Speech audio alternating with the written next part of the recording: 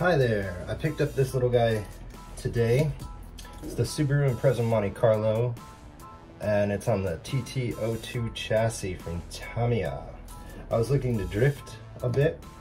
I picked up these drift tires a little bit ago. You can see, kind of worn them out a little bit already. And they fit on this style car. I put them on a larger style just to see what drifting was like, and it was fun. So I'm gonna put these same tires on this car when I'm done. And just an FYI, those are 2.5 inches. That's a 2.5 inch tire. And it works on a lot of these drift cars and this 1/10 scale look. I like this because it was a really great price point, and it seems to come with a lot of stuff. It's already got the speed control, the motor. I think the only thing I need here is a servo for the steering. It didn't come with a battery, but I've got this one from one of my old kits. It's the Tamiya connector. I'm gonna put some new tires, some of these tires on it, and I'm gonna use the tires that come with it. It comes with some really great rally tires. It does not come with a controller. I'm gonna be using the Tactic controller and receiver that I had laying around. And that should be everything I need to get this done. So what I'm gonna do is a quick unboxing here, and then a build and all that stuff, and we'll see how this video comes out in the end.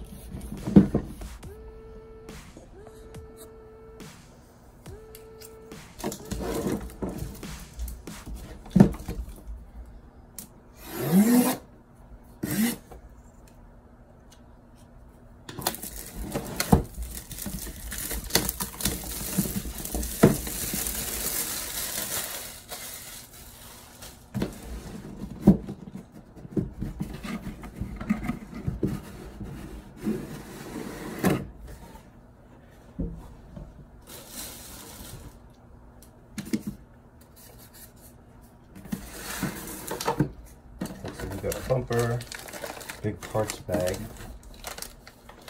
Here's our speed control, chassis. It's pretty small. This is smaller than my Traxxas stuff for sure. I have the Traxxas Rally, and it is significantly larger. I think it's a lot larger than a 1/10 scale, even though it's called a 1/10 scale. This is a really cool body. Gonna have to do some cutting there.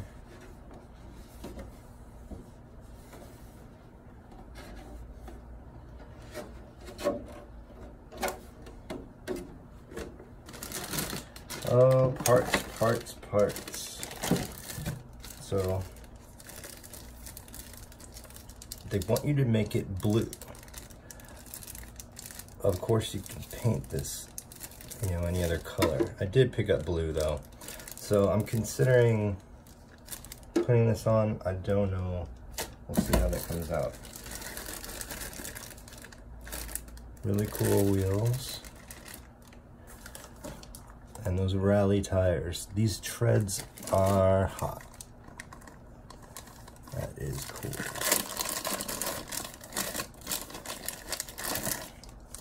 That's gonna be fun in the dirt and the street, everything. Yeah, that was cool. It's gonna be interesting. I kind of like that I'm getting the best of both worlds here, which is what I enjoy, the rally style racing and drifting. I had the option to go with a regular rear wheel drive drift car with the gyro, but I did some research on YouTube and did some searches, and you'll see most people with this car are driving it in their front yard, their street, and their garage, which is exactly what I like to do. You look at some of those rear wheel drive drift cars with the gyros and stuff, and what you'll see is people really going pro with them. They're taking them to an area where there's a track and everything, and they can do some drifting. And it's not what I want to get into. I like taking brakes out in my garage and just ripping it up for a bit. And this, I think, is exactly what I'm looking for. And the price point was also a lot better at $135. as opposed to the $250 that you'd have to get into with a drift car, and you get a lot less stuff like the motor and ESC and wheels and tires. So this is a really great and affordable kit. So I'm gonna crack open the instructions and see where to start. Probably not with the body, we'll do that last. Alright, so after getting out the instructions and pulling apart most of the stuff, just want to give a quick overview on what we're looking at here. This is not going to be the build in a few hours style project. That's just what it is. There are a lot of unmarked parts here. They're all black, kind of like a puzzle. So I'm sure all these plastic pieces are gonna have to be hunted down, and I bet a bunch of, you know, these cage areas here have symbols and stuff on them that refer to everything. Like here's, I guess this is part section D, so let's see if I can find section A, because that's what we're gonna start with.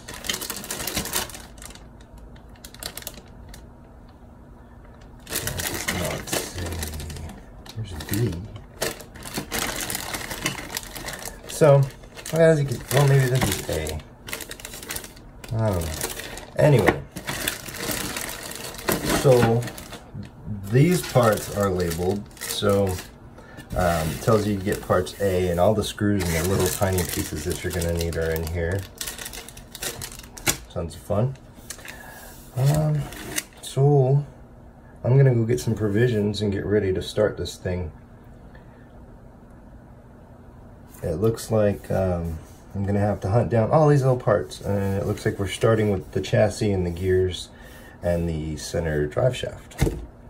Shouldn't be too hard to find. Yeah, there's the center drive shaft, here's some of the gears, so we're pulling that apart. So that gives you a good idea of what we've got here. This is gonna be, I'm gonna guess that I'm not gonna get this done tonight unless I stay up really late. It's probably gonna be, you know, gonna do it over the course of this week.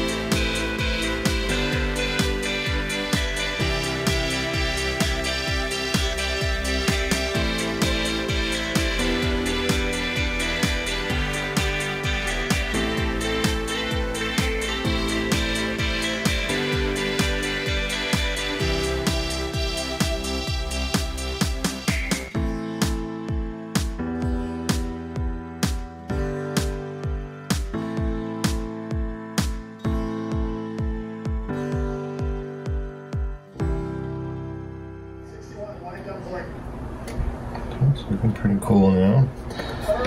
These are going to be the upper arms for the suspension, axles and stuff. You can already see the gears. The gears are turning. And if I turn the drive shaft, I don't know if you can see that. It spins inside there. Same with here. So, pretty neat. The motor's gonna sit right in there. Spin this shaft here. So far, it's a lot of plastic. So far, it's all plastic gears and everything. So that's something that, you know, you upgrade later. This was a budget kit. And maybe it'll be just fine because I'm not going to be running a lot of power through it. We'll see. So while I was on a break, I got a phone call and I decided to source some of the parts while I was talking. So what we're going to do from here is finish building out these arms and links and stuff. The next steps are going to be the drive shafts and the suspension. And I think I'm going to go ahead and do that for part 2 of this video. So, which will lead into steering linkage and then electronics.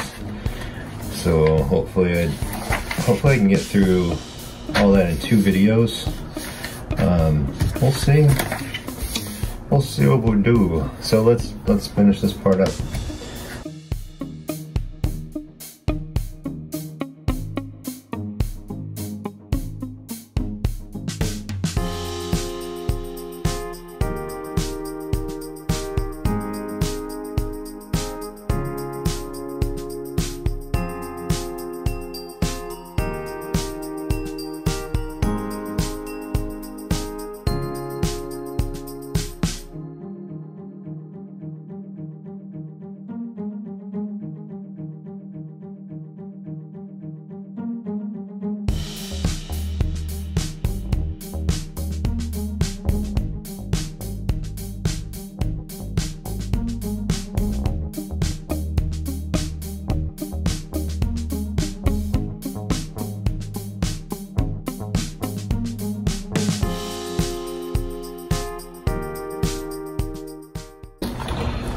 Oh, interesting.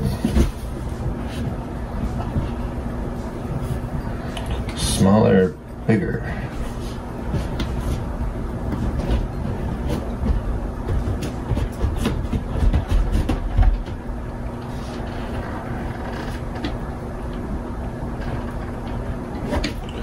So smaller is going to give you more torque. Bigger is going to give you more bigger top end. Like for drifting, I want the smaller one.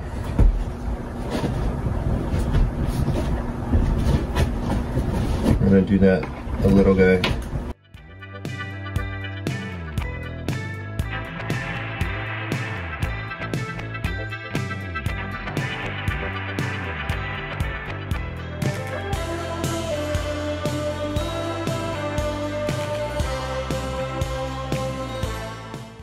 Okay, so I'm back from the future, and after putting all this together, I learned something about setting up the motor and the pinion gear.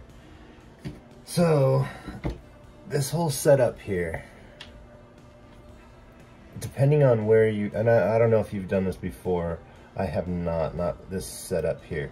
Depending on where you screw it in, depends on how close the pinion gear is to the spur gear. So, it's a trial and error thing unless you know these numbers and what they add up to, but basically I had it a little too far away, and when I rotated the centerpiece I was getting slipping.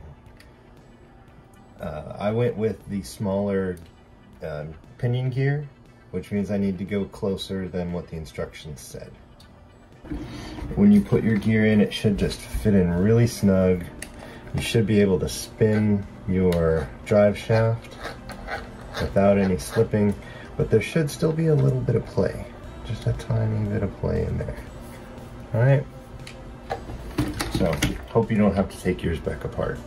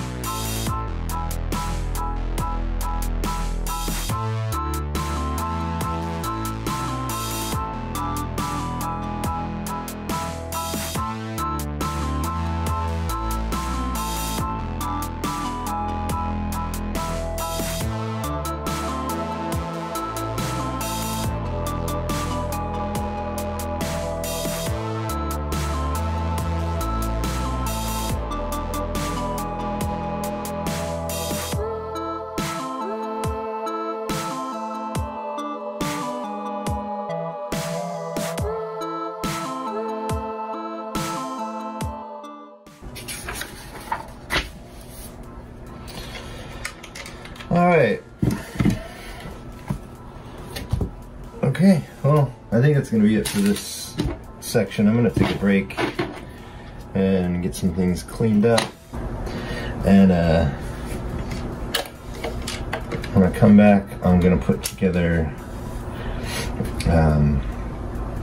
a lot of these suspension links and that kind of stuff. So, this concludes our broadcast day.